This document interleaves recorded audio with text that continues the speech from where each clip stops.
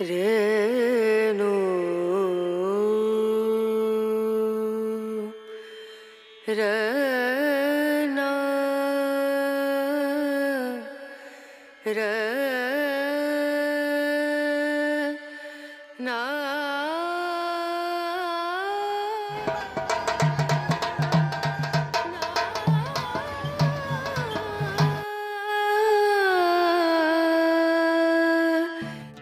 मित्रो, कधी कधी आपण ठरवतोय आणि होतं भलतंच. आजचा हा माझा व्हिडिओ फक्त एक ब्लॉग नाही तर एक अनुभव आहे आणि ज्यावर माझा विश्वास बिलकुल बसत नाही. आम्ही कोल्हापूरहून अंबाबाईचे दर्शन घेतले आणि आम्ही थेट निघालो होतो घराच्या मार्गाकडे. आणि आम्हाला तुळजापूरला जायचा कुठलाही प्लॅन नव्हता. आम्ही थेट घराकडे निघालो, परंतु तुळजापूरच्या फाट्याच्या बिलकुल पुढे आमची गाडी बंद पडली. मित्र, गाडी बंद पडली आणि आम्ही इकडे तिकडे अंधारात सैरा वैरा इकडे तिकडे फिरत होतो फक्त मेकॅनिकल पाहायसाठी. परंतु मेकॅनिकल बिलकुल भेटला नाही. परंतु तिथे एक आजोबा भेटले आणि आजोबा आमच्या गाडीकडे टक्क पाहू लागले आणि ते हसत म्हणाले, अरे तुळजापूरला आले आणि तुळजाभवानीचे दर्शन न घेता गावाकडे चालले. अरे आई, तुळजाभवानीनी गाडी थांबवली आहे, दर्शन घेतल्याशिवाय जाऊ नका, असं म्हणून ते आबाजी निघून गेले. आमच्या तर अंगावर बिलकुल काटा झाला आणि आम्ही सगळे एकमेकाच्या तोंडाकडे बघू लागलो. आमच्या सगळ्यांच्या अंगावर काटा आला मित्र. आणि थोडं थांबून पाहताच तर काय गाडी आपोआप चालू झाली. मग आम्ही विचार केला की आता बिलकुल तुळजाभवानीचं दर्शन घेतल्याशिवाय बिलकुल जायचं नाही. आम्ही गाडी परतीच्या मार्गाला लावली मित्र आणि आई भवानीच्या दर्शनासाठी आम्ही थेट मंदिराकडे पोहोचलो आणि आम्ही मग वळलो महाराष्ट्राची कुलस्वामिनी आई तुळजाभवानीच्या चरणी. रात्रीच्या वेळी मंदिरात प्रवेश करताना एक वेगळीच ऊर्जा जाणवत होती.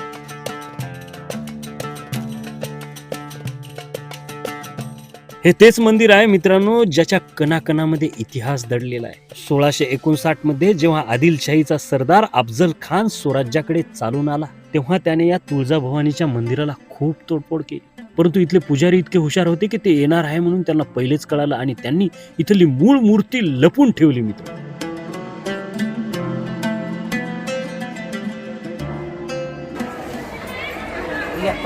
आणि जेव्हा छत्रपती शिवाजी महाराजांनी अफजल खानाचा कोथळा काढला आणि हिंदवी स्वराज्याची पाळमुठ घट्ट केली, त्यानंतर छत्रपती शिवाजी महाराजांनी या मंदिराचा पूर्ण जीर्णोद्धार केला.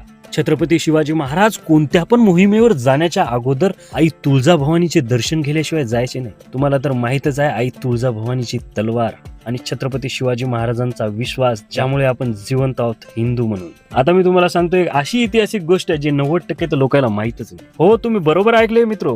म्हणजे ही मूर्ती हलवता येते. जेव्हा देवीला थकवा येतो तेव्हा वर्षातून 3 वेळा देवीला गाभाऱ्यातून बाहेर काढल्या जाते आणि शेजेवर झोपवले जाते. याला निद्रा काळ म्हणल्या जाते देवीचा. आणि मूर्तीला विसावा सुद्धा दिला जातो. अशी संपूर्ण भारतामध्ये कुठलीही देवी नाही, एकमेव ही आई तुळजाभवानीची आणि ही एकमेव आई तुळजाभवानीचीच मूर्ती आहे. हा चमत्कार नाही तर काय मित्र.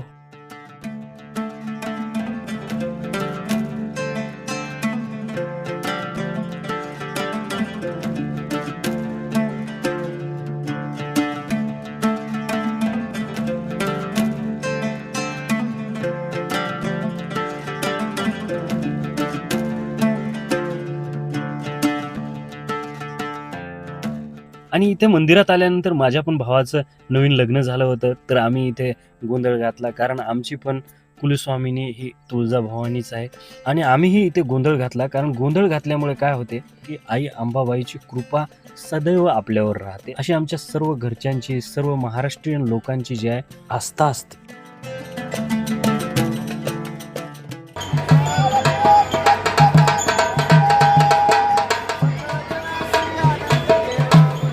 मंदिरात पाऊल ठेवल्या ठेवल्या कानावर पडतो तो संबळाचा आवाज.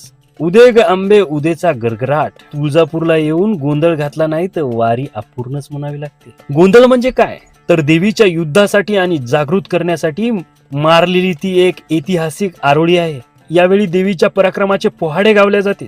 मित्र, जर तुम्ही आता इथे येत असाल तर काही नियम नक्की पाळा.